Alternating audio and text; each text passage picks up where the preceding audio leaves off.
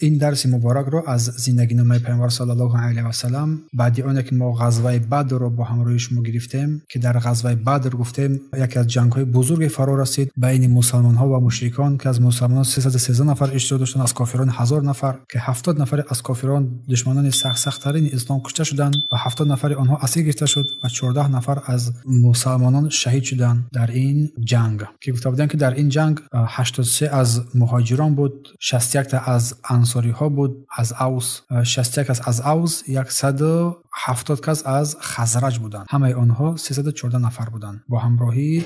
اگر عثمان رو در اینجا خیلی نماییم در حالی که عثمان نتوانستن به خاطر بیماری همسرشان رقیه. اما امروز با فضل و کرم الله سبحانه و تعالی با بسم الله الرحمن الرحیم غزوه السویق میگویند. غزوه سویق. ابن اسحاق میگوید که ثم غزا ابو سفیان ابن حرب غزوه السویق في ذي الحجة وولي تلك الحجة المشركون من تلك سنة. پس از جنگ بدر ابو سفیان ابن حرب در ماه ذوالحجه برای انجام غزوه سویق برآمد. دیگر از غزاهای رسول صلی الله علیه وسلم.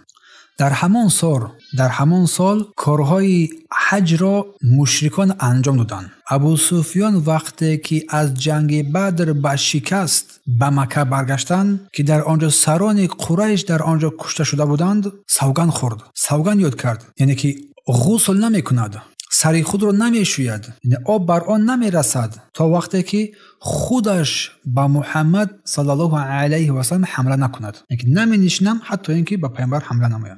و این بود که او با 200 سواره از قریشیان بیرون برآمد به خاطر انمی سوگند قسم خورده‌اش را اجرا کند، عملی بسازد. ابو سفیان به مسافه قریب یک برید که 12 میل نزدیک بر مدینه منوره شد. شبانه به مدینه نزدیک گشت که به نزد سلام ابن مشکم راهبر قبیله یهودی بنی نذیر رسید. به نزد آنها رفت که این سلام ابن مشکم خزینه‌دار و سرور آنها از یهودیان بود و ابو سفیان از او اجازه خواست و او اجازه داد و او را به مهمانی گرفت ابو سفیان را و او را خورانید، جایگاه خوابش کرد و بعد همان شب باز برگشت و به نزد همسفرش رفت و سپس گروه از قریش را به سوی مدینه فرستانید تا گرد و اطراف شهر را نظارت کنند، نگاه کنند.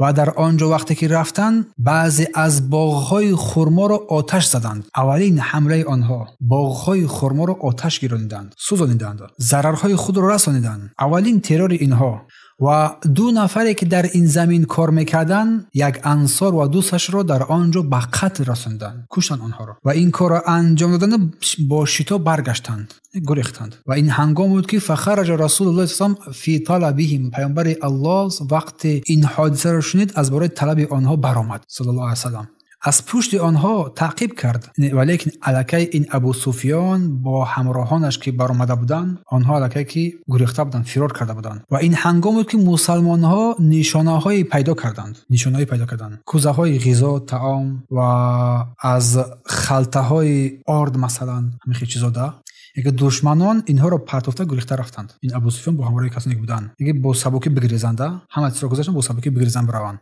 همین بود که همین چیزهای خلطه ها، همین خوراک های خود را پرتافتن، کوزه های غذای خود و خلطه های آردیگه را پرتافتن. همین بود که اینجا این حادثه را به نام غزوه سویق معروف شد. و هنگامی که رسول الله صلی الله علیه و سلم با یارانش برگشتند، آنها گفتند ای رسول الله صلی الله علیه و سلم، این هم غزوه، یعنی که عملیات و جنگ حقیقی شمرده نمیشود. و گفتند بله این هم غزوه است. و گفتن سویق که پرتافته گریخته رفتن، اما قبچه های آرد خودشان رو، این از همه آرد از برنج آرد کردن، آرد برنج بگوییم ده، فهمو؟ یا آرد جو که با همدیگه آمیخته، با روغن آمیخته، همه چیزها در خونه همه چیزها هست، در آرد روغن چیز میکنن، در زمان پیش بود، زمان گرسنگی.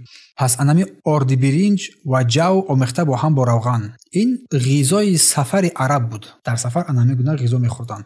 پس این کارهای ظالمانه را انجام دادن و این چیزهای خود را پرتافته گریختن. از همین سبب این غزوه را غزوه سویق نام نهادند. اگرچند که این غزوه با جنگ روپرو نگشت با آنها، چون آنها فرار کردند، اما نشان که پیامبر صلی الله علیه و سلم و مسلمانان دیگر از هیچ حمله نمیترسند، بلکه مقابل هر حمله آماده شده هستند صلی الله علیه و سلم. پس انا همین وقت بود که وقتی که روشن شد روز، بعضی از قبیله های یهود با قریش یک ارتباط مخفی گرفته بودند در شب، در سحرگاهان، و مثل همین سلمان ابن میشکم از سردار قبیله های یهود در آنجا. این جنگ آنها قریشو هنگام آمدن، این یک جنگ فکری بود و ضرر رساندن مسلمان ها که باغی آنها را در دادن، باغی نخله رو، خرما رو، و این انصاری رو با رفیقش که در آنجا قرار داشت با آنها را کشتند، به خطر رساندند 2 نفر را. پس انا همین طور رسول الله صلی الله علیه و سلام در مدینه منوره این دولت نو رو با پایه توحید و تقوا پایدار کردن گرفت، مستحکم کردن گرفت صلی الله علیه و سلام.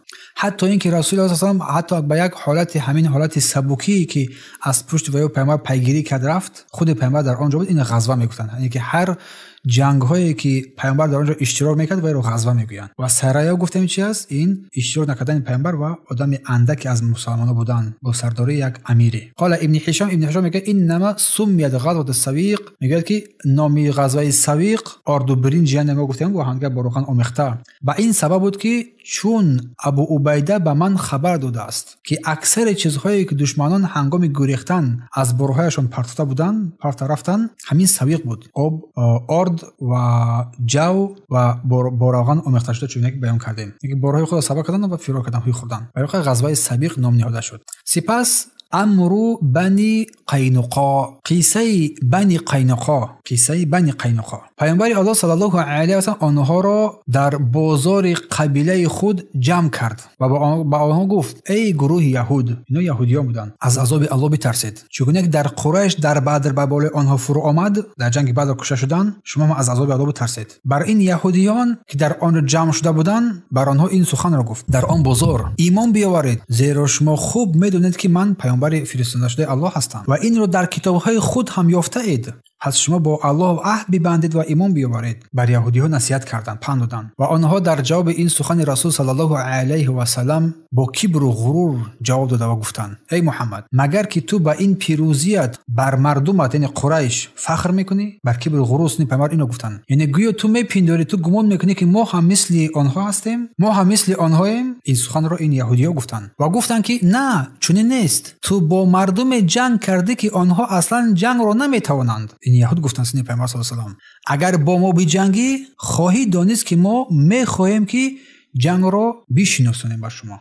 اگر با ما بجنگی خواهی دانست که ما همان کسانی هستیم که جنگ را میشناسیم. یعنی تهدیدآمیز و با کبر و غرور. این سخنان اغرارانه آنها و این سخنان کبر و غرور آنها. و سپس ابن اسحاق میفرماید حدثنا عاصم ابن عمر ابن قتاده. ابن اسحاق میگه که به من عاصم ابن عمر ابن قتاده خبر داد. بر من عاصم ابن عمر ابن قتاده خبر داد. چی خبر داد؟ که بنی قینقاع اولین گروه یهود بودند که اهل خود را با رسول الله صلی الله علیه و سلم آن پیمانی که در اول بسته بودند، انمو عهد را چیکار کردند؟ شکستند. اولین پیمان شکنی آنها بود و با او جنگ کردند، با او اعلان جنگ کردند. و این واقعه بنی قینقاع بین جنگ بدر و جنگ احد اتفاق افتاد. پیش از این جنگ بدر بود و بعد این جنگ احد رخ داد. پس بنی قینقاع همون سه قبیله که از یهودیانی که در مدینه منوره قرار داشتند از آنها بود. از کیها؟ از یهودیان. بنی قینقاع و بنی نظیر و بنی قریظه، سه تا قبیله در مدینه منوره قرار گرفته بودند. و این بنی قینقاع از این یهودیان اصلا آنها زرگر بودند، تاجر بودند و صاحب بازار بودند. آن بازار زیر کنترل خود قرار می داشتند.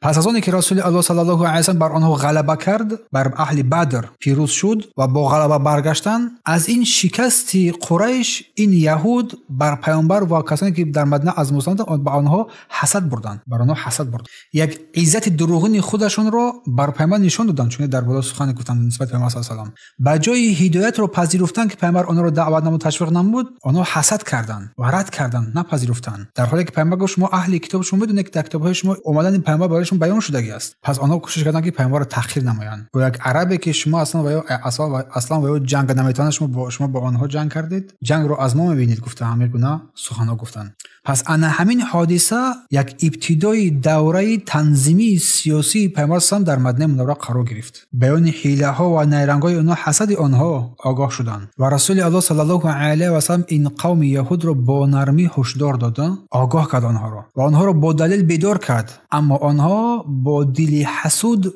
نخواستند این حق را بپذیرند، حقیقت را رد کردند. سپس ابن اسحاق می‌فرماید که در اینجا که از ابو عون که گفت درباره قبیله بنی قینقاع، درباره قبیله بنی قینقاع چونین واقعه رخ داد که یک زن عرب با مال و آن تجارتی که داشت به مدینه آمد و آنها در بازاری همین بنی قینقاع خرید و فروش میکرد. سپس این زن نزد یک زرگر یهودی در آنجا نشست، چون از برای تجارت آمده بودند و این یهودیان میخواستند که این زن روی مال رویش را بکشاید و خود را به آنها نشان بدهد و رد کرد، نپذیرفت. الله زنها را مثل این زنها قرار بدهد که در هر سختی ها حفاظت از دین، ایمان و ناموس شرف خود نمایند. باید امروز زن چنان از دین دور شده است که پروای ایمان و ناموس شرف خود ندارد، برایش پروایی نیست. یک از بی‌شرفی بیناموسیش همیشه شده است که زنها دیگر حیا از بین رفته است بر آنها. حیا که از بین رفت دیگر برای زن چیزی نمیماند، چیزی باقی نمیماند. شاید بعضی از کسان فکر نکنند خیر حیا خیمون حجاب داریم، خیر حجاب نه تنها در حیا است، شب و روز با دیگران چت کردن، صحبت کردن، عشق کردن، دیگر کجا جای حیاش میماند؟ پس یهودیان میخواستند که انا همین زن که در نزد این زرگر نشسته بود رویش رو نشان بدهد، اما رد کرد. اما این زرگر پنهانی در حالی که این زن خبردار نبود لباس او را که به برداشت آن را گرفت و محکم گره زد و بست در همون ستون، از همون چیزی که باشد.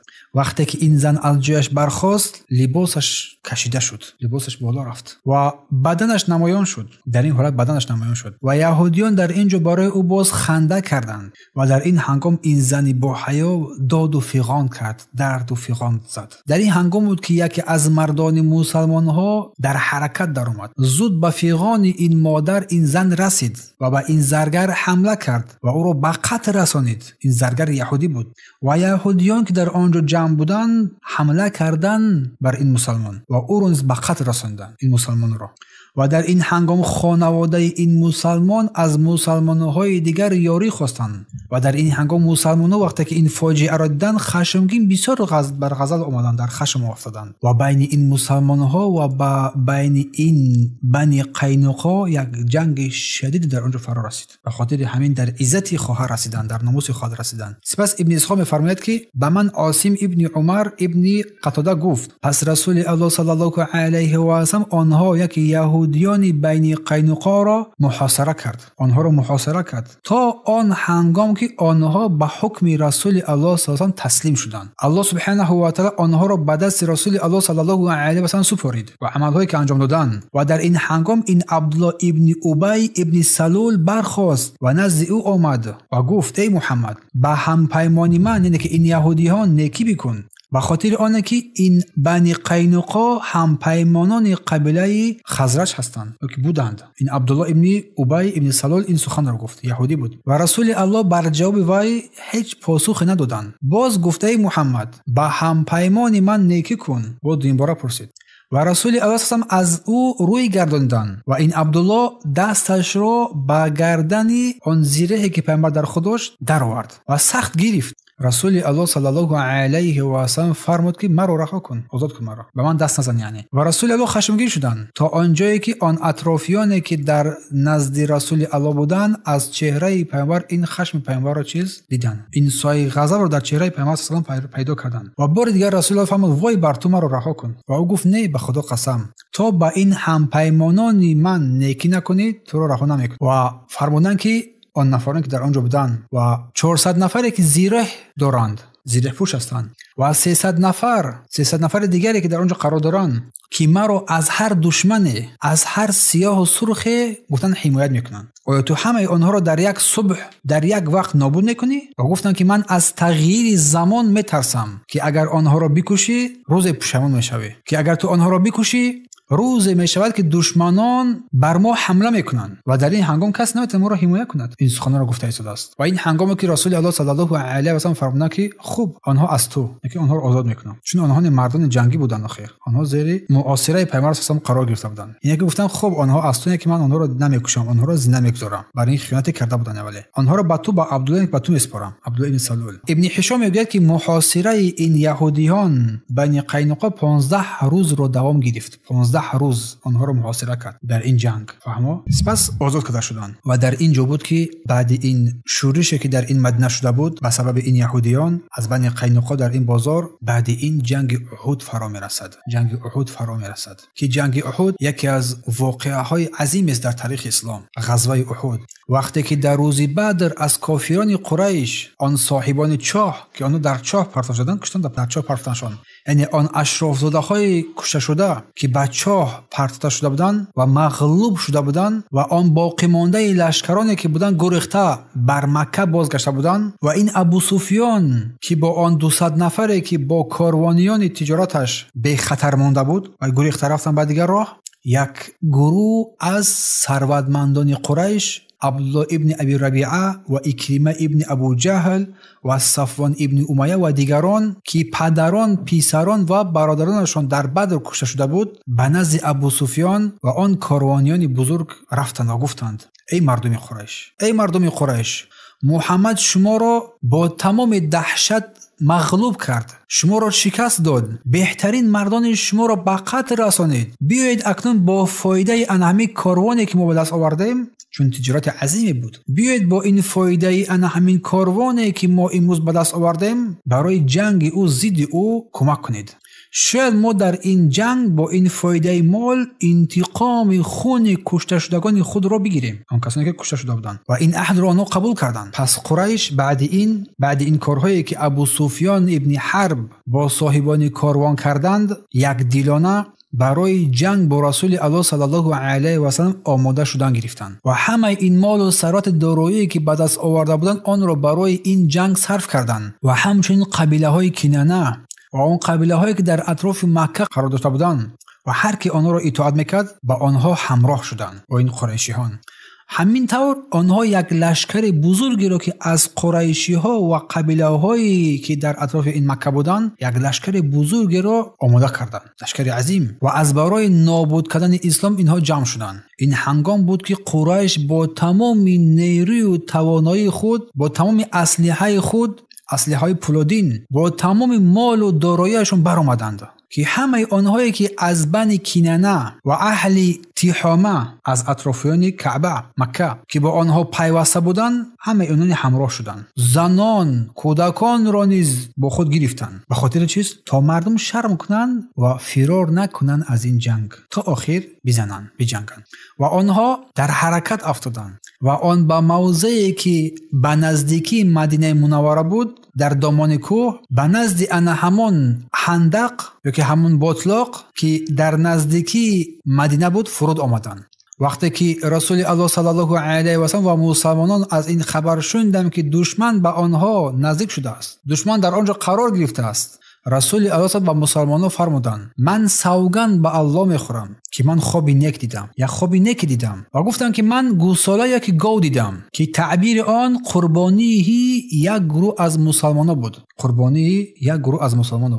و دیدم که در نوگ شمشیرم شکستگی یک پاره پیدا شده است، یک گروه از مسلمانان شهید می شوند و دیدم که دست خود را در زیره مستحکم در آوردم و من آن را به مدینه منوره تعبیر کردم. زیره مستحکم این مدینه منوره، یعنی بهترین کار این است که در داخل مدینه بمانیم و این محاصره آنها را منتظر شویم.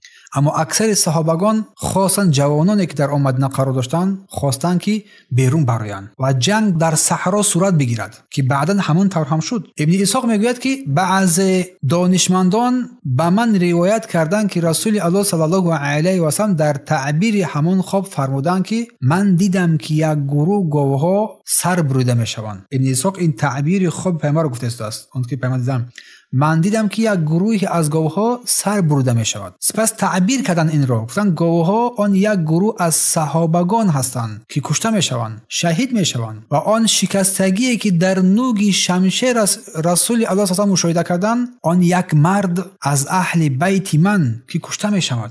که در واقع در این جنگ احد حمزه ابن عبدالمطلب عمه پیامبر صلی الله علیه و سلم و از بهترین اهل بیت پیامبر صلی الله علیه و سلم شهید می شود. آن شکستگی شمشیر اشاره به شهادت او حمزه رضی الله عنه بود و این چنین تقریبا 70 نفر از بزرگترین صحابه مثل مصعب ابن عمیر، عبدالله ابن جحش و دیگران شهید شدند در اینجا با تعبیر گواهی که چیز سربرده شدند. الله سبحانه و تعالی از همگان راضی باشد. و ابن اسحاق میگوید که پیامبر الله صلی الله علیه و سلم فرمودند که من فکر میکنم که ما در مدینه بمونیم. پیامبر گفتند ما در مدینه بمونیم و آنهایی که در همان جایی که فرود آمدن بر همان حالشون بگذاریم. اگر آنجا آنها بمانند در بدترین جای میمونند، در اون جای بودنشون در بدترین جای میمونند. آبی گرم است، گرمی است، خسته میشوند و هر حالتی بر بالای سر آنها، هر مصیبت بر بالای سر آنها میآید. اما اگر آنها بر شهر حمله کنند ما در این کوچه های شهر با آنها می‌جنگیم. و در اینجا رأی اندیشه عبدالله ابن ابی السلول سرور این منافقان، سخن او نیز همین بود که در اینجا باقی بمونیم، یعنی با سخن پیامبر صلی الله علیه و سلم موافقت کرد سخن او که نباید بیرون براین. خود رسول الله صلی الله علیه و سلم نیز از بیرون رفتن خوشش نمی آمد، نمیخواست که از مدینه بیرون براین. اما چگونه که بیرون کردن یک گروه از مسلمانان از جمله کسانی که بعد از احد، کسانی که در احد به شهادت رسیدند و کسانی که در بدر نبودند گفتند که ای رسول الله صلی الله علیه و سلم ما رو بیرون به سوی دشمنان بفرست، بدون ترس و بدون ضعیفی با آنها رو پرو گردیم تا که آنها نگویند که ما با خاطر ضعفمون با خاطر ترسمون از آنها روی گردوندیم. و در همین وقت عبدالله ابن ابی گفت که ای رسول خدا در مدینه بمانیم، به سوی آنها نرویم. گفت به خدا قسم، به الله قسم، هر وقتی که ما از مدینه بیرون رویم و با دشمن در صحرا روپرو شویم آنها برای ما ضرر میرسانند. این سخنان ای عبدالله ابن ابی. و هر وقتی که اگر دشمن داخل مدینه شد، داخل مدینه در اومدن، ما آنها را شکست میدهیم. در اینجا در هر کوچه در هر جا قرار میگیریم آنها را شکست میدهیم. پس بیا آنها را رها کنیم ای رسول الله. اگر آنها در آنجا بمانند در بدترین جای ماندگی هستند. در یک باطلاقداری بود. اگر به شهر درآیند مردان برای آنها میبرند و میجنگند و زنان و کودکان از بالای بانها برای آنها سنگ پرتابی میکنند، با سنگها آنها را تیر میاندازند و اگر برگردند با شرمندگی برمیگردند همان طوری که آمده بودند. اما در اینجا جوانان و اکثر صحابه ها اصرار کردند که نباید دشمن ما را ترسو بشمارد، نباید دشمن ما را ترسانچک بگوید. و در نهایت رسول الله صلی الله علیه و سلم راضی شدند و به بیرون برآمدند و بعدا معلوم شد که رأی اولی پیامبر صلی الله علیه و سلم و عبدالله ابن ابی درست بوده است.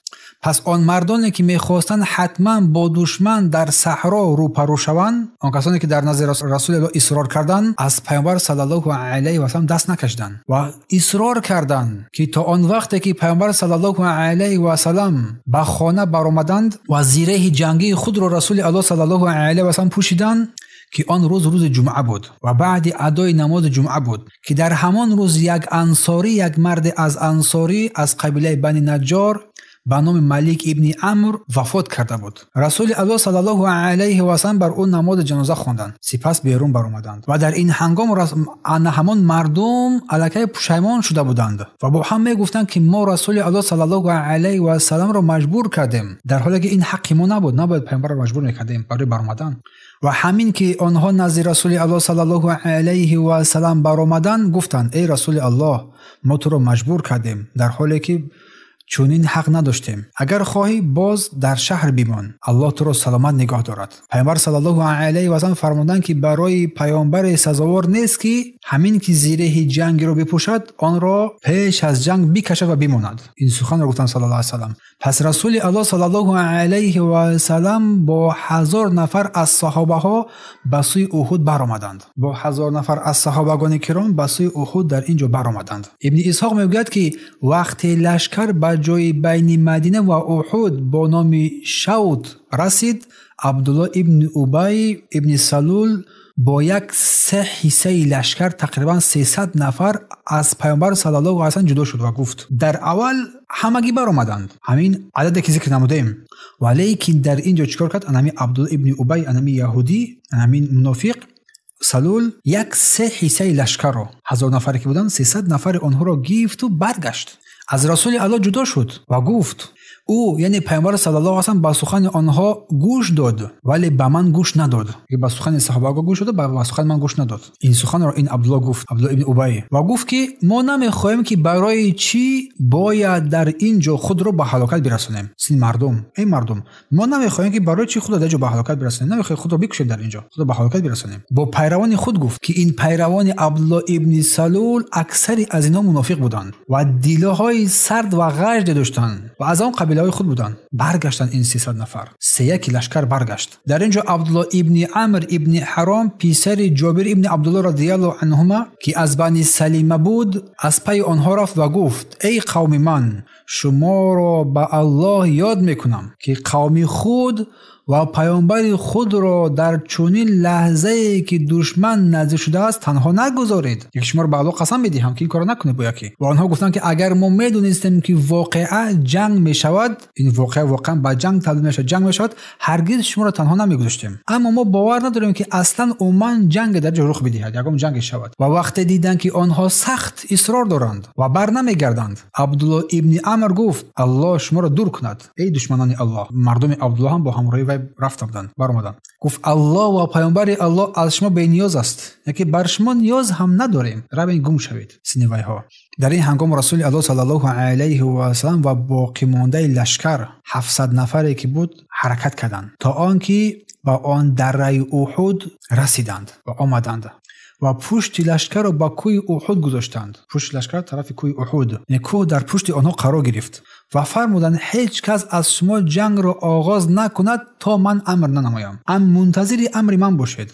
و این قریش اسب‌ها و شترهای بارکشان خودشان را که در آنها بار داشتن، با بار آمدگی بودند، غذا و خوراک خودشان، با این زمینه‌های کشت مسلمان‌ها که در موضع سمغه میگویند در قبیله قنات در آنجا گذاشتن آنها را تا که آن کشتزارها را خراب کنند، نابود بسازند. و این هنگام رسول الله صلی الله علیه و سلم برای جنگ بر ضد این مشرکین صف کشیدند در حالی که 700 نفر بودند و بر این تیراندازان عبدالله ابن جبیر برادر بنی عمرو ابن عوف را فرمانروا امر فرمودند که او با لباس سفید علامت گذاری شده بود. لباسهای سفید علامت گذاری شده بود. و این تیراندازانی که در آنجا قرار گرفته بودند زیاده از 50 نفر بودند. 50 نفر از تیراندازان.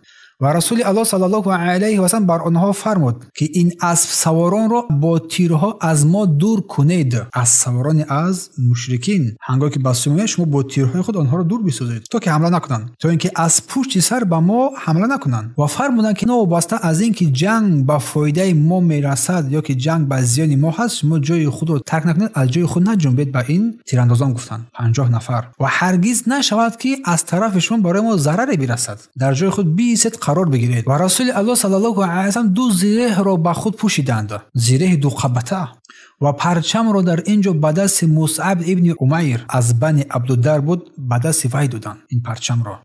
و سپس بعداً معلوم شد که انا همین نقطه، یعنی که ترک واقعی موقع انمی تیراندازان سبب بزرگترین خطر در این جنگ گردید. همین تیراندازان مخالفت نمودند امر رسول صلی الله علیه و سلم را. این میثاق میگوید که قریش نیز صف کشیده بودند که آنها 300 نفر پیاده و 200 اسب سوار و اسبها را از 2 طرف قرار داده بودند، از 2 جانب گذاشته بودند.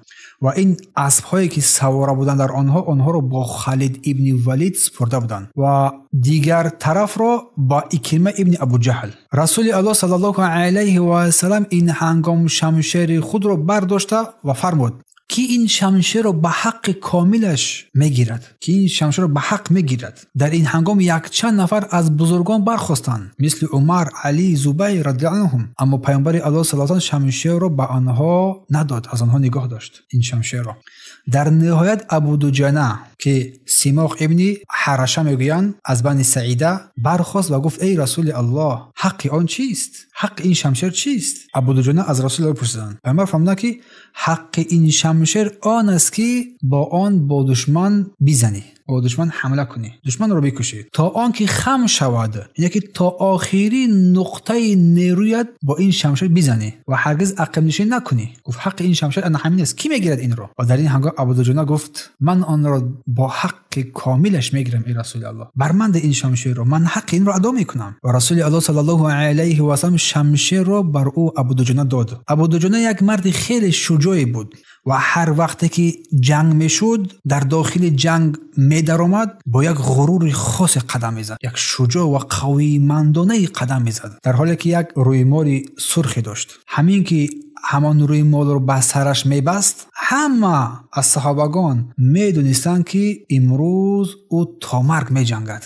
همین قصه داشت. هم رویمال رو اگر میبست، دیگر صحابگان حس می‌کردند که این تا مرگ رو دیگر میجنگد، دیگر برای خستگی نیست، بازگشت نیست. و این هنگام بود که این شمشیر رو از دست رسول الله صلی الله علیه و سلم گرفت و آن دستمال سرخ را هم برآورد و بر سر خود بست و بین این دو صف لشکر با یک غرور شجاعانه قدم زد و حمله کرد. این ابودجانه چنان سخت می جنگید که رسول الله صلی الله علیه و سلم فرمودند که این رفتار، یعنی که این جنگ ابودجانه در غیر جنگ، این رفتار رو الله سبحانه و تعالی پسند نمی‌کند، یعنی که بنهایت با یک غرور شدید نسبت این دشمنان الله سبحانه و تعالی. اما در جنگ بهترین رفتار است. هیبت رو، غرور رو برای این دشمن نشان دادن. در جنگ گفت پیامبر الله بهترین رفتار است، یعنی که خصلت او رو تعریف کرد رسول صلی الله علیه و سلم. الله از همه آنها راضی بود. ابن اسحاق میگوید که به من جعفر ابن عبدالله ابن اسلم که این را آزاد شده عمر ابن فاروق است، از یک مرد انصاری از بنی سلمه روایت کرد که گفت همین که رسول الله صلی الله علیه و سلم دیدند که ابودجانه با غرور بین صفها قدم میزند، فرمودند این رویش است که الله سبحانه و تعالی آن را بد می‌بیند مگر در چنین جنگ، مگر در چنین حالت. در چنین حالت الله این را دوست می‌دارد. و شعار صحابه ها در این جنگ احد این بود که امیت امیت، یعنی بیمیر و بیمیر و بیمیر بود در راه الله سبحانه و تعالی. ابن اسحاق می‌فرماید که در اینجا جنگ به نهایت سخت گرم شد که ابودجانه که چنان که داخل لشکر دشمن در آمده بود، گویا اینکه کسی او را دیگر دیده نمی‌تواند، در آمد رفت، در قلب دشمن در آمد. و حمزه ابن عبدالمطلب هم به نهایت سخت می جنگید که یکی از پرچمان قریش ارتتا ابن عبدو شرحبیل را کشت، پرچم برداران آنها را به قتل رسانید حمزه.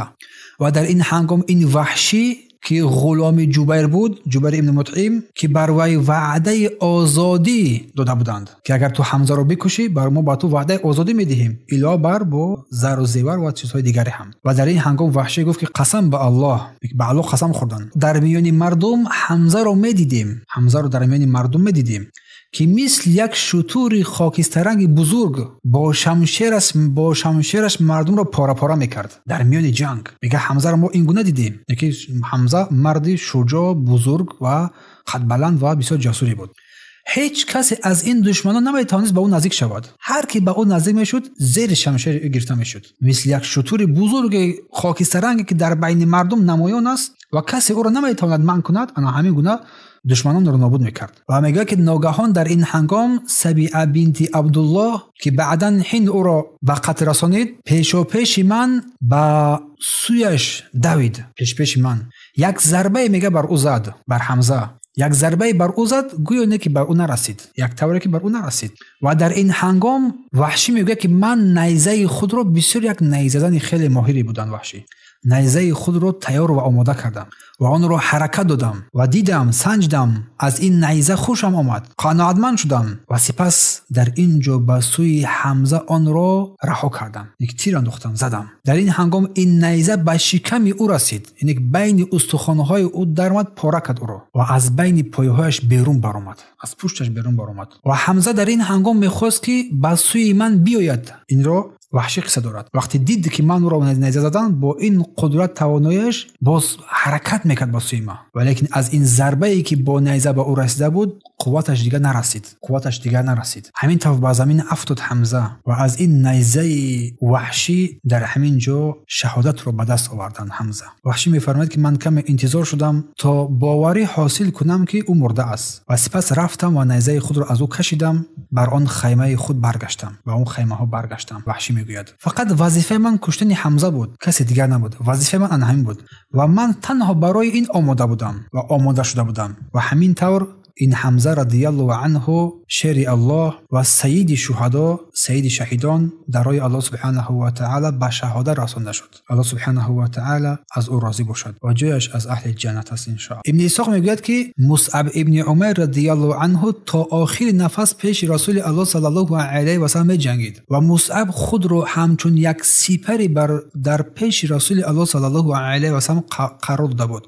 با تمام شجاعت و کارنمایی می جنگید و از رسول الله دفاع میکرد و او را ابن قمیعه لیثی مصعب را کشت، به قتل رسانده شد. وقتی که او را کشتند فکر کردند که خود رسول الله صلی الله علیه و سلم را کشتند، چون مصعب چون گفتیم در اینجا یک سپری برای رسول الله صلی الله علیه و قرار گرفته بود که کسی را نمیگذاشت که به رسول الله نزدیک بشود. تمام جان خود را فدای رسول کرده بود صلی الله علیه و سلم. وقتی که این لیثی وقتی که او را کشت گمان برد که رسول الله صلی الله علیه و سلم را کشته است. با قریش برگشت، خرسندی کرد، گفت من محمد را کشتم. چون مصعب ابن عمر بر رسول الله صلی الله علیه و سلم خیلی مانند بود و در همان روز لباس سفید هم پوشیده بود. در همین هنگام که مصعب ابن عمر شهید شدند، رسول الله صلی الله علیه و سلم پرچم رو به دست علی ابن ابی طالب رضی الله عنه سپردند، چون پرچم به دست مصعب بود. و علی و با گروه دیگری از مسلمانان آنها در این جنگ با شدت می جنگیدند. ابن اسحاق میگوید که در این لحظه الله سبحانه و تعالی یاری خود را نازل کرد و وعده خود را بر مسلمانها راست گردانید. مسلمانها با شمشیرها به دشمن حمله کردند و آنها را پاره کرده شکست دادند. از خیمه ها و موقع هایشان پیش رفتند، آنها را سور کردند، راندند. در اینجا مغلوبیت قریش، شکست قریش در اینجا کاملا آشکار شد و یگان شک شبهه در اینجا پیدا نشد که قریش شکست خوردند. از خیمه های خود حتی آنها را دور کردند. در این لحظه مسلمانان پورا غالب شده بودند بر این قریشی ها. دشمن گریخته در دور قرار گرفت و این هنگام بود که این تیراندازانی که در آنجا این غلبه را دیدن مشاهده کردند دویده فرآمدن از برای جمع آوری غنیمت ها. اگر این تیراندازان از موقعشان نمی جنبیدند، جنگ احد مثل جنگ بدر به پیروزی کامل مسلمانان انجام یافت. الله سبحانه و تعالی مصعب ابن عمر و تمام شهیدانی که در این احد گذشتند رحمت مغفرت کند. آنها اولین کسانی بودند که رسول الله صلی الله علیه و سلم آنها را به سید الشهدا، سرور شهیدان نامیدند صلی الله علیه و سلم. ابن اسحاق از زبیر ابن عوام رضی الله عنه روایت میکند که گفت به الله قسم من با چشم خود دیدم که انا همین خدمتگزاران و همنشینان هند بنت عتبه و خود هند لباسهایشان را بالا زده، پایهایش را کاملا کشاده بالا کرده بودند. به خاطر چیز؟ برای زود دویدن.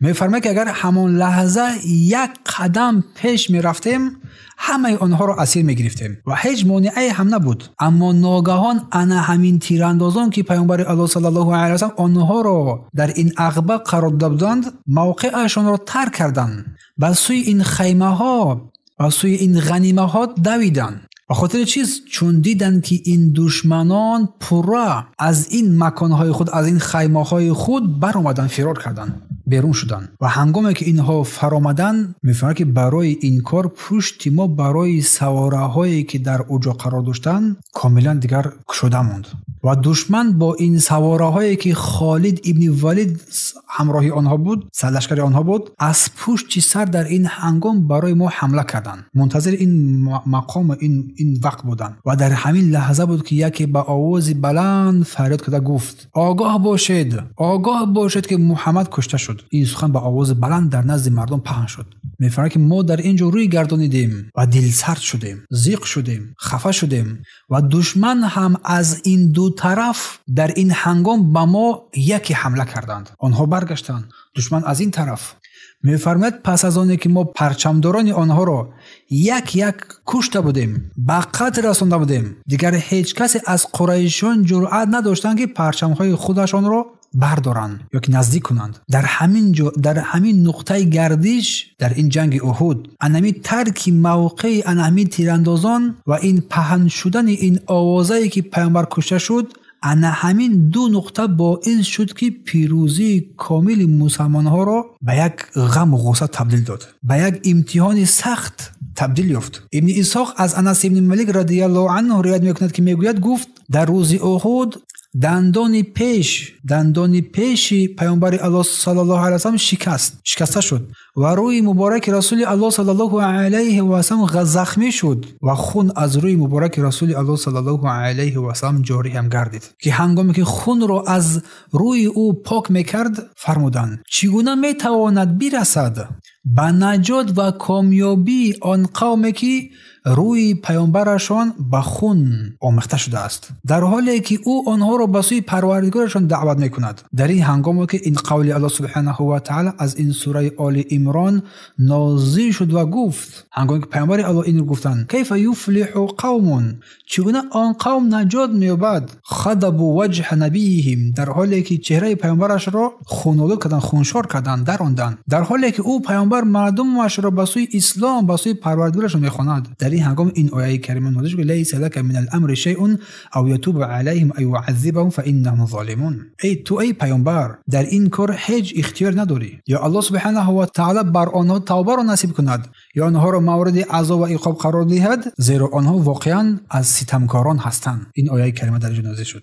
یعنی این آیه کریمه نازل شد برای تسلی دل پیامبر صلی الله علیه و سلم و اطمینان پیدا کردن مسلمانان که انتقام شخصی و قهر و غضب این در دست الله سبحانه و تعالی است، نه در دست پیامبر. لیس لک من الامر شیء، بر تو چیزی نیست ای محمد، هیچ اختیاری تو نداری. الله سبحانه و تعالی ما را از شفاعت پیامبر محبوبش محروم نگرداند. ابن اسحاق میگوید که ابو دجانه خود را سپر پیامبر صلی الله علیه و سلم گردانید، خم شده بر بالای پیامبر قرار گرفت و همه آن تیرهایی که به سوی پیامبر صلی الله علیه و سلم می آمد با پشتش نگاه می داشت تا آنجایی که پشتش پر از تیر شد، ولیکن حرکت نمی کرد، از جایش نمی جنبید. برای حمایت رسول صلی الله علیه و سلم میفرماید که سعد ابن ابی وقاص نیز پیش پیامبر صلی الله علیه و سلم تیر می انداخت. سعد میگوید که من دیدم که پیامبر صلی الله علیه و سلم شخصا تیرها را به دست من میدهد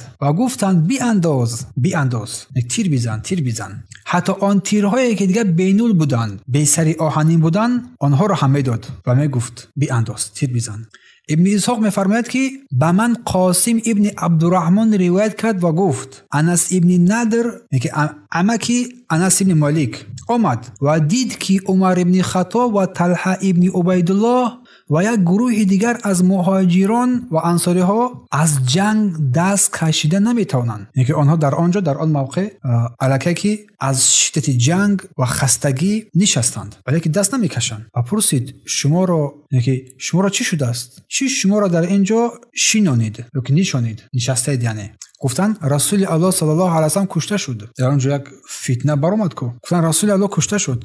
این هنگام انس ابن ندر فریاد زد پس از او دیگر زندگی چی فایده دارد؟ پس از کشته شدن رسول الله دیگر زندگی چی فایده دارد؟ برخیزید و همان چیزی که پیامبر برایش مرد ما هم بمیریم. اقرای الله سبحانه و تعالی. سپس رو به لشکر دشمن کردند تا به آخرین نفس جنگیدند تا آن دمی که به شهادت رسیدند. بعد او انس ابن مالک را به نام او انس نام گذاشتند و از انس ابن مالک روایت است که گفت ما در بدن انس عمر ابن نادر یا که ابن نادر 70 ضربه شمشیر رو پیدا کردیم. در بدن او 70 از ضربه شمشیر و نیزه و تیرهای دشمن رو در جسد او پیدا کردیم. حتی تا آن درجه جسد او پر از تیر و نیزه بود که جسد آن رو حتی نشناختیم، مگر اینکه خواهرش آمد او رو از آن انگشتری که در دستش داشت از آن انگشتر او انس رو شناخت، اما دیگران نشناختیم او رو از اصحابش. الله سبحانه و تعالی انس بن ندر را از همه شهیدان احد را که در آن شهیدان رحمت مغفرت نماید. پس این شجاعتمندی انس هنگامی که سخن در بین مردم پخش شد که پیامبر کشته شد چی گفتند؟ پس بعد وفات پیامبر دیگر چی فایده است نشستن؟ زندگی برای ما چی در کار است؟ برخیزید در این راهی که پیامبر کشته شد، در این راه ما هم بمیریم و به شهادت رسیدن. از بزرگترین نمونه‌های وفا و جسارت در تاریخ اسلام است که برای ما هم وادار می‌سازد که ما هم باید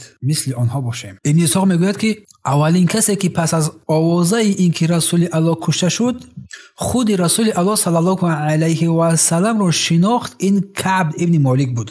میفرماید کعب ابن مالک که من چشمان مبارکش را از زیر سرش که میغفر میگویند میگه دیدم چشمان مبارکش را که چشمان او صلی الله علیه و سلم میدرخشیدند و هنگامی که من این رسول الله را دیدم شناختم با بلندترین آواز فریاد زدم ای مسلمان ها بر شما خوش خبر، این رسول الله هست، این رسول الله هست. پیامبر صلی الله علیه و سلم میفرماید که این هنگام این کعب میفرماید که پیامبر الله صلی الله علیه و سلم در این هنگام به من اشاره کردند که خاموش باش تا که دشمن بر ما پی نبرد، از موقع ما خبردار نشود. ابن اسحاق میفرماید که همین که مسلمان ها پیامبر صلی الله علیه و سلم رو زنده دیدن برخواستند و او را گرفتند و به سوی انمو دره شعب بردند. در کنار پیامبر صلی الله علیه و سلم قرار گرفتند. ابوبکر صدیق، عمر فاروق، علی ابن ابی طالب، طلحه، زبیر، حریث، یک گروه دیگری از صحابگان کرام. همین که رسول الله صلی الله علیه و سلم را به بالای دره برآوردند، ناگهان ابی ابن خلف، دشمن قسم خورده رسول الله صلی الله علیه و سلم از مکه، با اسب با سویشان دوید و فریاد زد ای محمد، اگر تو زنده بمانی من زنده نمیمانم. این خبیث. صحابه گفتند ای رسول الله بگذار یک نفر از ما به او حمله کند، اجازه بده که یک نفر از اون بر این دشمن حمله کند. و رسول الله فرمود که او را به من بگذارید او را برای من. و همین که ابی نزدیک شد و ابن خلف، پیامبر الله صلی الله علیه و سلم نیزه را از دست حارث ابن سیمه گرفتند و بعضی از روایت کنندگان میگویند که همین که پیامبر نیزه را گرفتند چنان لرزاندند که و یک حرکت بر این نیزه دادند که همه ما مثل مویها از پشت شتر در وقت لرزش پران کردن شدیم. از این قدرت هیبتناک پیامبر صلی الله علیه و سلم در این حالت جنگ حیران موندیم. از شجاعت و دلیری و این قدرت پیامبر در حیرت گذاشتیم، در حیرت موندیم. سپس رسول الله صلی الله علیه و سلم به سوی او رو آوردند و به گردنش یک ضربه نیزه زدند که ابی از بالای اسب افتاد و باز برخاست و در نهایت از آن زخمی در آن روز آن زخمی که ضربه پیامبر در آن وفات کرد مرد. چون این ابی ابن خلف یگانه کسی بود که پیامبر صلی الله علیه و سلم در این جنگ با دستان مبارک خورد کشتند آن را. و پس از این در این مکه او قسم خورده بود، همون ابی، که محمد را میکشد. و پیامبر صلی الله علیه و سلم نیز جواب داده بودند، گفتند که بلکه من تو را میکشم. و ان شاء الله گفتند و همین طور هم شده بود. همین طور هم شد. رسول الله صلی الله علیه و سلم رسول گرامی هستند و صحابگان کرام بزرگترین از مردم هستند. الله از همه آنها راضی باد. و ابن اسحاق میگوید که ابی ابن خلف در مکه هرگاه پیامبر صلی الله علیه و سلم را میدید تهدید میکرد و میگفت ای محمد من اسب دارم به نام اوز، هر روز یک فراق تقریبا 15 کیلو از جو بر او میدهم. تهدیدآمیز تحقیرآمیز به سوی پیامبر میگه من یک اسب دارم که هر روز من برای وی تقریبا 15 کیلو از جو را برای او میدهم و روز میرسد که تو را با همین اسب میکشم. رسول پیامبر میگفت و رسول الله صلی الله علیه و سلم میفرماید که بلکه من تو را میکشم ان شاء الله، تو با دست من به قتل خواهی رسید. پس از این جنگ احد انا همون ابی با آن زخمی که خورده بود در گردنش به سوی قریش برگشت و آن خون در آن زخمی که ضربه‌ای که زده بود جمع شده بود و او از ترس فریاد زد، داد زد، گفت به خدا قسم محمد مرا کشت. داد و فیغان زد، ضربه شدید خورد. و قریشان به او گفتند که قسم به الله با تو چیزی نشده است، زخم خورده است یا زخم معده است، یعنی هیچی نشده است را. و ابی گفت که او در مکه بر من گفته بود که من تو را میکشم. ابی سین قریش گفت است، گفت که به الله قسم اگر او حاضر به سوی من برویم توف کند مرا میکشد، دیگه توف وای چیز مرا به قتل میرساند. و در نهایت در همان روز در جایی که به نام سریف در راه مکه بود این دشمن الله با آن ضربه پیامبر صلی الله علیه و سلم به هلاکت رسید، در حالی که او را به سوی مکه می‌بردند. و ابن اسحاق میگوید که وقتی که پیامبر صلی الله علیه و سلم به این داخل در رسیدند، علی ابن ابی طالب رضی الله عنه که همون سپری که در خود داشت همون را از این آب چشمه که در همونجا آب چشمه میحراس میگویند از همونجا آب گرفت، پوری آب کرد به نزد پیامبر صلی الله علیه و سلم آورد و رسول الله نوشید. اما آن آب بود که بوی بد داشت از سبب آن خونها که در این جنگ در اینجا ریخته بود و رسول الله از این آب خوشش نآمد و از این آب ننوشید. اما با این آبی که آورده شده بود با این آب روی مبارکش رو که پر از خون بود آن روی را شست، در سر خود ریخت و فرمود که غضب الله سخت شود بر کسی که روی پیامبرش رو خونالود کرد. این دعا را کردند. هنگامی که رسول الله صلی الله علیه و سلم در دره با آن گروه کم شمار اندکی از صحابه ها بودند، ناگهان یک دسته گروه از قریش با کوه بالا شدند، به نزد آنها نزدیک شدند و بر مسلمان ها خواستند حمله کنند و حمله کردند. و رسول الله صلی الله علیه و سلم در این هنگام گفت پروردگار سزاوار نیست که آنها از ما بالاتر باشند. و این هنگام عمر بن خطاب و چند نفر از مهاجران دیگر برخاستند و با آن دشمنان جنگیدند تا آنها را از آن بالای کوه پایین کردند. فرودند آنها را از آن بالای کوه، چون آنها از پیامبر بالا شده بودند. و ابن اسحاق می‌فرماید که سپس پیامبر صلی الله علیه و سلم برخاست، بر سنگی بلندی که از کوه برآمده بود که از آن بالا وضعیت را ببیند. از سبب آن وزن آن دو زرهی که بر خود کرده بود پوشیده بود و آن زخم‌های زیادی که پیامبر صلی الله علیه و سلم از تنشان نتوانستند این زیره‌ها را ببرند، چون رویشان زخمی شدگی بود، بدنشان زخمی شدگی بود. این زیره‌هایی که وزمینی که بودن در اینجا خواستند برارند که نتوانستند به خاطر آن دردهایی که در بدن خود صلی الله علیه و سلم داشتند. و طلحه ابن عبیدالله در زیر پای پیامبر صلی الله علیه و سلم نشستند و با کتف‌های خود پیامبر صلی الله علیه و سلم را بالا برداشتند تا آنکه رسول الله با آن سنگ قرار گرفتند، بر بالای سنگ قرار گرفتند. و در این هنگام رسول الله گفتند که اوجب طلحه، یعنی که واجب گشت بر طلحه جنت. این مقام بود که طلحه از اهل جنت قرار گرفت. طلحه را واجب شد این جنت، حتمی شد بر او. بعد از این طلحه را طلحه الخیر میگفتند، طلحه خیر نامش میبردند رضی الله عنه، طلحه الجنه میگفتند. ابن اسحاق میگوید که آن غلامی که عمر او را آزاد کرده بود، آزاد شده عمر، روایت کرده است که پیامبر صلی الله علیه و سلم نماز پیشین را در روز احد نشسته خواندند از سبب آن زخم‌های زیادی که برداشته بودند. و در آنجا مسلمانان نیز با همراه رسول الله صلی الله علیه و سلم از پیروی از رسول الله صلی الله علیه و سلم نماز نشسته خوانده بودند.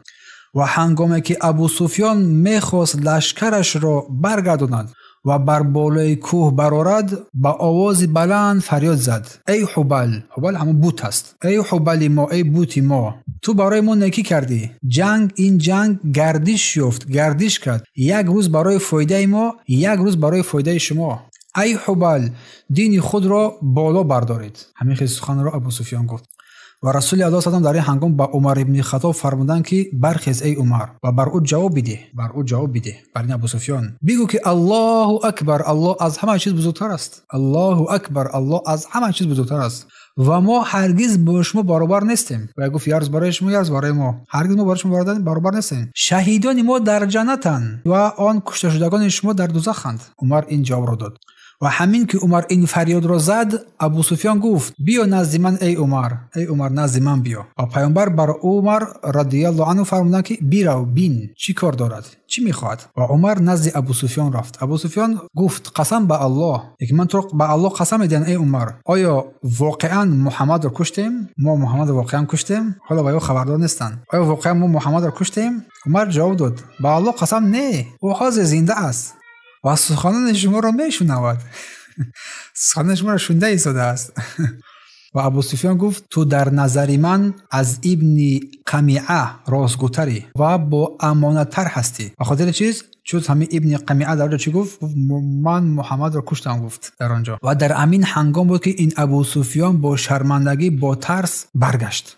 اگرچند که مسلمانان در این احد زخمی شده بودند ولی زنده و غالب ماندند. الله پیامبر صلی الله علیه و سلم و صحابگان بزرگش را رحمت و مغفرت نماید رضی الله عنهم. ابن اسحاق میگوید که ابو سفیان باز فریاد زد: در میان کشته شدگان شما جسدی برده شده هست، یعنی که حمزه و دیگران.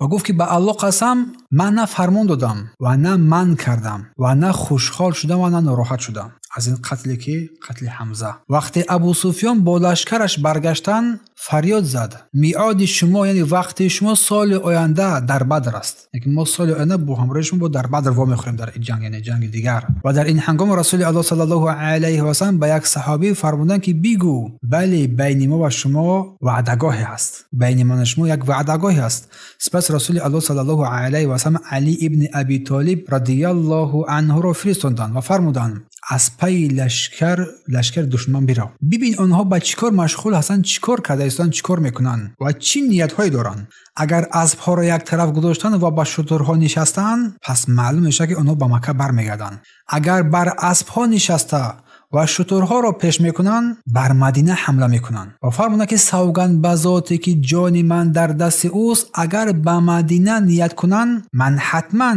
به سویشون میروم و با آنها حتما جنگ میکنم. علی گفت رفتم و دیدم و اسبها را کنار گذاشته به شترها نشستند، به سوی مکه روانه شدند. یکی دیگر به همین جنگ بیتون رسید، برآمدند و در این هنگام مسلمان ها آن کشته شدگان، آن شهیدانی که بودند، آنها را جمع آوری کردند و با دفن شهیدان مشغول شدند. رسول الله صلی الله علیه و سلم فرمودند که روید و ببینید که سعد ابن ربیعه زنده است یا شهید شده است. از او پرسان کرد. یک انصاری گفت که من میروم ای رسول الله. رفت و سعد را در میان جسدها زخمی ولی هنوز یک نفس دارد، هنوز زنده هست. زخمی سخت است، نه که زنده هست، دریافت او را. چون که بیان کردیم در میان جسدهای زخمی ولی هنوز هم زنده است، نفس میکشد، دریافت پیدا کرد. و این انصاری میگوید که گفتم رسول الله صلی الله علیه و سلم مرا فرستانیدند، روان کردند که در جستجوی تو بگردم که تو را من زنده پیدا میکنم که در حالت مرده. و سعد گفتند که من از مردگان هستم. بر رسول الله صلی الله علیه و سلم از من سلام برسون و بگو سعد ابن ربیعه میگوید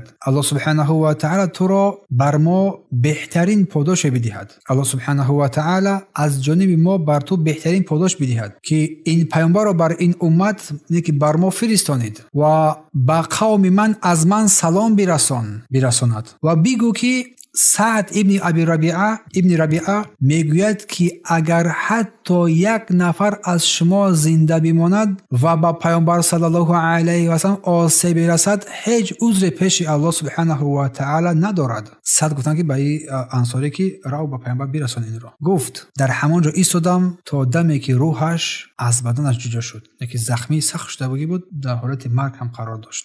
و هنگامی که روحش از بدنش جدا شد نزد رسول الله صلی الله علیه و سلم برگشتم و همه این رو بر رسول الله صلی الله علیه و سلم قصه کردم. الله سعد ابن ربیعه و همه شهیدان احد رو رحمت کند. این وصیت او تا روز قیامت برای هر مسلمان یک درس بزرگ، درس وفادار است در بیان حمایه رسول الله صلی الله علیه و سلم که در حالت مرگ حتی وصیت کردند که به سوی قومش برساند که اگر برای رسول الله یک آسیب برسد هرگز و هرگز هیچ عذر در نزد الله سبحانه و تعالی ندارد. برای هم برادران و خواهران گرامی، امروز ما در نزد الله سبحانه و تعالی هیچ عذر نداریم. برای تنبلیمون، بی‌پروایی نسبت شریعت الله، بی‌پروایی نسبت دین الله و سنت او صلی الله علیه و سلم. بیایید عبرت رو از این زندگی نامه ها بیاموزیم، از رفتار این صحابگان کرام چگونه خالص و مخلص در دین الله بودند، برای هر کاری برای دفاع از رسول الله آماده بودند. شاید در ذهن ما هم پیدا شد که ای کاش ما در همان معرکه میشدیم،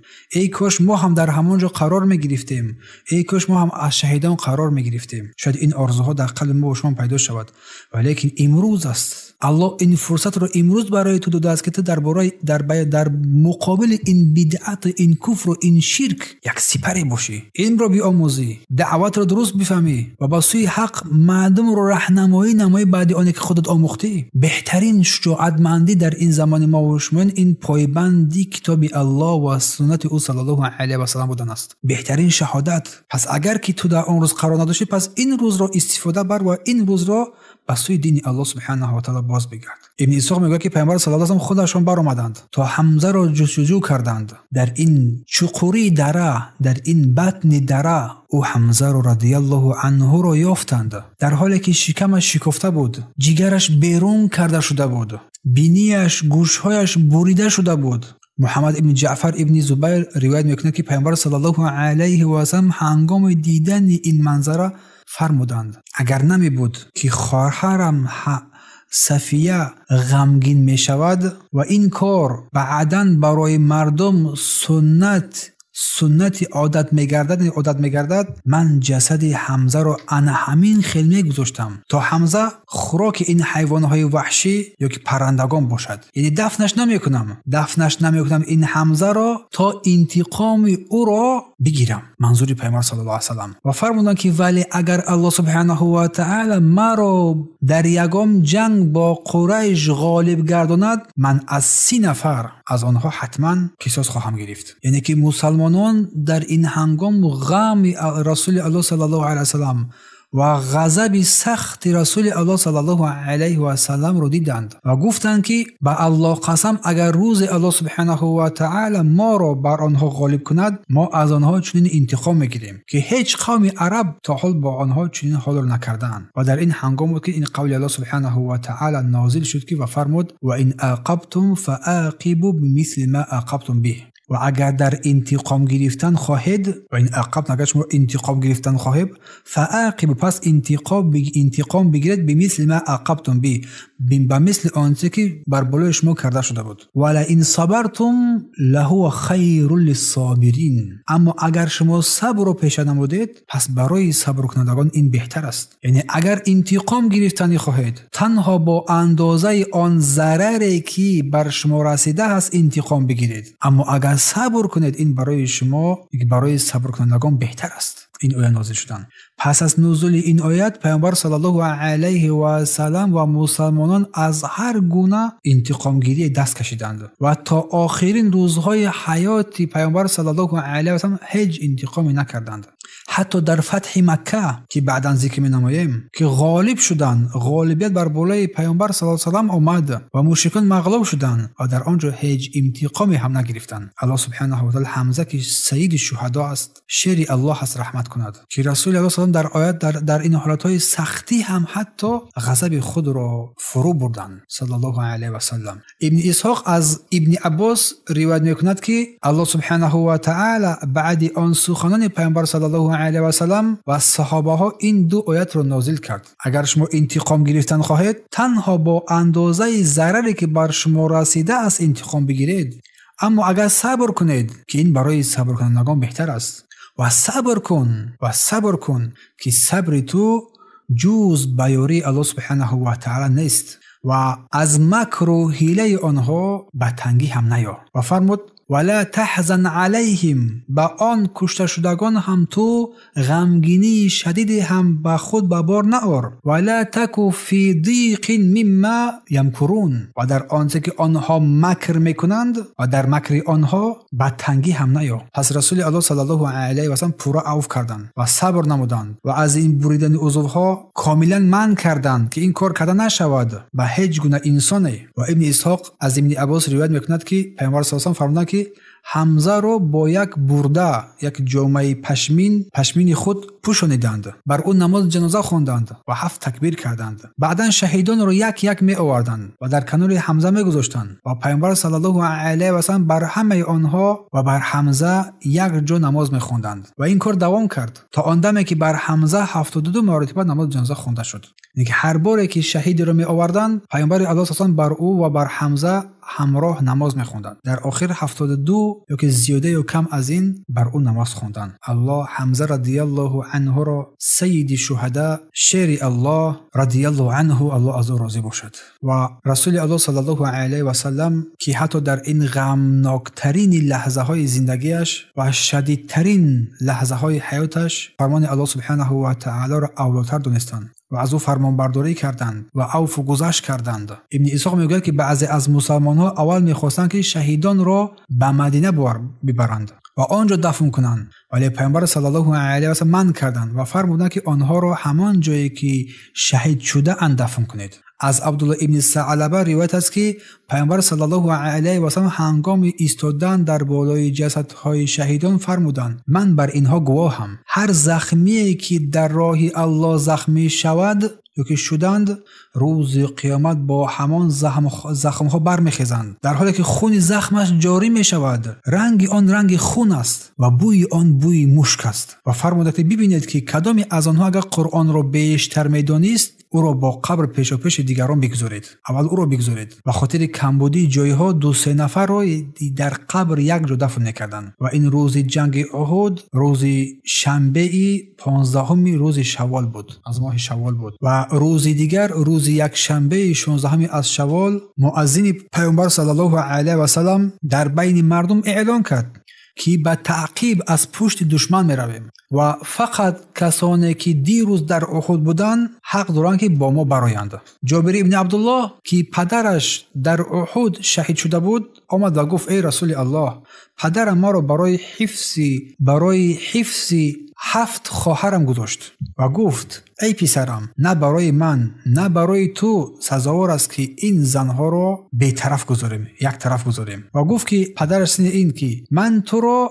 در جهاد با رسول الله صلی الله علیه و سلم و بر خودم برتری میدهم و تو بدان که نگاهبان خواهرانت باش. برای همین گفتن که ای رسول الله، من در این جنگ احد اشتراک نکردم. در اینجا جابر میگه 7 خواهر داشتن، خواهران خود را نگاه بینی کردن و این هنگام پیامبر بر اجازه دادن که با جابر حمله لشکر برآید در روز 16 روز دیگر. و رسول الله صلی الله علیه و سلم در اینجا در حقیقت برای ترساندن دشمنان و نشان دادن قوت برآمده بودند، برای ترس و وهم در دل دشمنان و نشان دادن قوت خود برآمدند تا قریشی‌ها بفهمند و بدونند که زخم‌های احد آنها را ضعیف نکرده است و آنها پیامبر حاضر هستند با همراهی صحابگان دومباره باز جنگ کنند. و این غزوه را به نام غزوه همراه الاسد نام گذاشتند. غزوه همراه الاسد گفتن این را. با نام غزوه همراه الاسد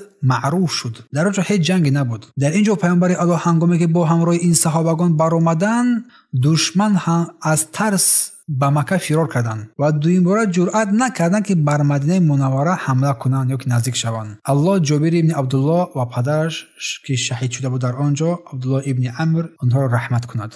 و ابن اسحاق میگوید که پیامبر صلی الله علیه و سلم با لشکر برآمدند تا آنکه با همان همراه الاسد در روز دوشنبه یا که سه شنبه یا که چهارشنبه آنجا استراحت کردند ایستادند و هنگامی که این قریشیان گریختند بر مکه رفتن برگشتند، اینها برگشتند به مدینه.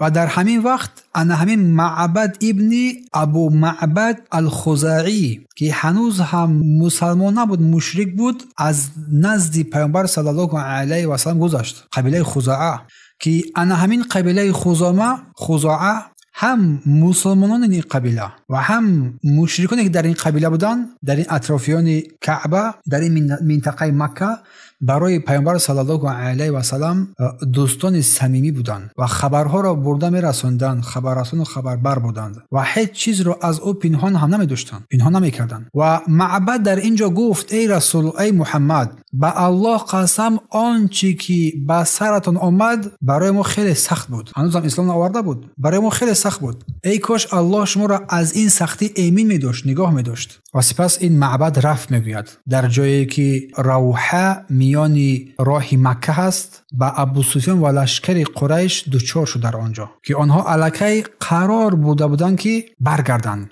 و با مسلمان ها حمله دوم باره حمله بکنند و آنها گفتند که ما سواران آنها را کشتیم، اشراف و پیشوایان آنها را نیست کردیم، اما هنوز هم چیز کاملا آنها را از بین نبردیم. بیایید برگردیم و باقی مانده آنها را هم نیست کنیم، حتی یک نفرشون هم نمانیم.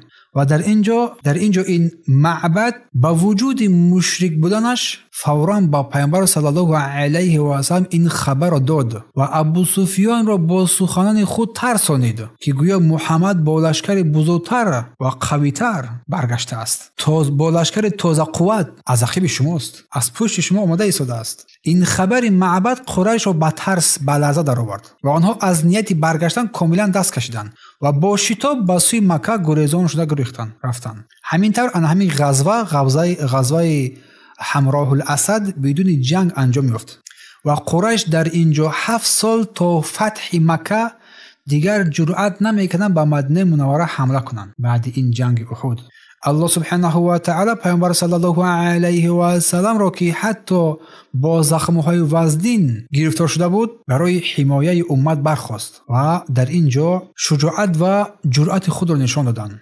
و هنگامی که ابو سفیان معبد را دید و پرسید که پس تو چی خبر است ای معبد؟ معبد هنگامی از برای خبر به سوی اینها آمده بود، معبد گفت محمد با لشکری برآمده است که من مثلش را هیچگاه ندیده بودم و آنها برای انتقام از شما می‌سوزند و همه آن کسانی که دیروز در احد نبودند حالا با او هستند و آن کسانی که در جنگ احد اشتراک نکرده بودند امروز پشیمان شدند چرا ما اشتراک نکردیم و بر ضد شما چنان غضبناک هستند که مثلش را ندیده بودم.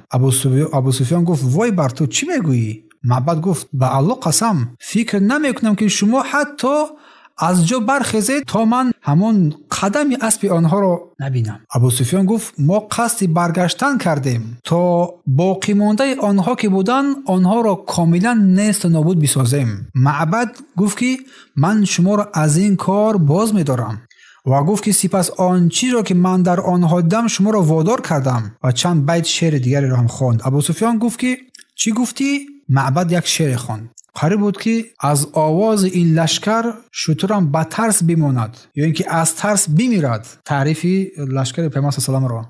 وقتی که زمین از اسب‌های آنها پرزور شد بسیار شد که اسبانی که شیران بزرگوار را میکشد در خود دارد در بالای آنها، نه شیران ترسانچک، نه آن شیران در نبرد ترسانچک بلکه شیران جسور که آنها هیچ وقت عقب نشین نمی کنند. یکی معنای شعرش ده همین گفت. و این سخن معبد ابو سفیان و همنشینانی که در آنجا بودند آنها را با وادار کرد که از نیت برگشتن خود جنگیدن با پیامبر صلی الله علیه و آله دست بکشند و عقب گردند. و بعداً از کاروانیان که از قبیله ابوالقیس بود از نزدشان گذشت، از نزد ابو سفیان گذشت و ابو سفیان از آنها پرسید که کجا می روید؟ به مدینه؟ برای چی؟ خوراک خریدن؟ و فرمود که می خواهید پیامی از نام من به محمد رسانید؟ این گپ گفت ابو سفیان اگر برسید با اوکازه مکانه برایتان اینه که یک مقداری از انگور میدهم. آنها در این هنگام راضی شدند و گفت که با او بگوید که ما قصد برگشتن کاملا نابود کردن او و همه یارانش را داریم که کردیم. قصد برگشتن و نابود کردن او و همه یارانشان را داریم. این سخن را گفتند. این کاروان به همین مکانی که پیامبر در اینجا بود همراه الاسد رسید و همه سخنان ابو سفیان بر پیامبر اسلام رساندند. پیامبر صلی الله علیه و سلم فقط یک جمله فرمودند حسبنا الله و نعم الوکیل. الله ما را بسنده است و او چی بهترین کارساز است. و این همان دعایی بود که ابراهیم علیه السلام هنگامی به آتش پرتافته شد خواند این دعا را و الله آتش را برای این ابراهیم علیه السلام گروزار قرار داد که برد و سلام قرار داد که بر وی ضرر نرسانید. و بعد از این حادثه الله سبحانه و تعالی این آیه قرآنی را هم نازل کرد که الذين قال لهم الناس ان الناس قد اجتمعوا لكم فاخشوهم. آن مردمی که گفتند بر شما این الناس و درست که مردم قد اجتمعوا بر شما جمع شدند بر ضد شما جمع شدند فاخشوهم از آنها بترسید. این گپ را گفتند و هنگامی که مردم بر رسول الله صلی الله علیه و و مردم بر صحابگان این سخن را آوردند که مردم بر آنها گفتند که بدوست که این مردم بر شما جمع شدن از آنها بترسید فزادهم ایمانا بلکه ایمان آنها زیاد شد و قالوا حسبنا الله و نعم الوکیل و گفتند که بسنده است ما را الله و چی وکیل خوب است و چی نعمت خوب است. ابن اسحاق میگوید که روز احد روز امتحان سخت بود، بلا و مصیبت و پاکسازی بود. الله مؤمنان را از منافقان جدا کرد. الله مؤمنان را آزمایش کرد و منافقان را آشکار نمود. آنهایی که با زبان اسلام آورده بودند ولی در دل در قلب کافر بودند.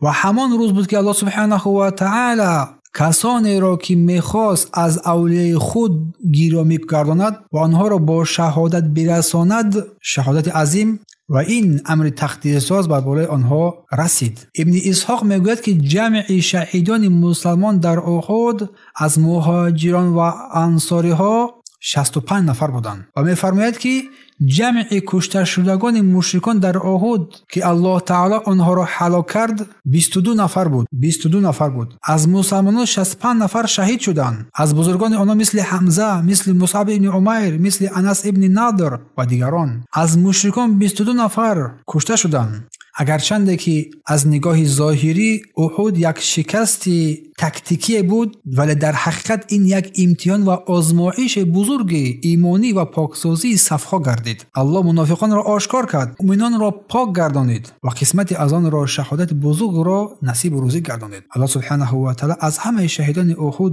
راضی بگردد و این جنتی که برای آنها وعده کرده است عطا فرماید و در کنار پیامبر صلی الله علیه و سلم جای دهد و ما را نیز از شاملان آنها در روز قیامت بگرداند. از جمله آن کسانی قرار بدهد که در روز قیامت زیر پرچم لا اله الا الله محمد رسول الله صلی الله علیه و سلم باشیم و پناه میبریم به سوی الله سبحانه و تعالی از هر پرچم دیگری دیده، چه مشرکین باشد، چه کافران باشد، چه ظالمان و چه فاسقان باشد. در همین جا این جنگ مبارک به اتمام می‌یابد، جنگ احد، و امتیاز و امتحان برای مؤمنان و جدایی آشکار کردن این منافقان. سبحانك اللهم بحمدك اشهد ان لا اله الا انت استغفرك و اتوب الیه.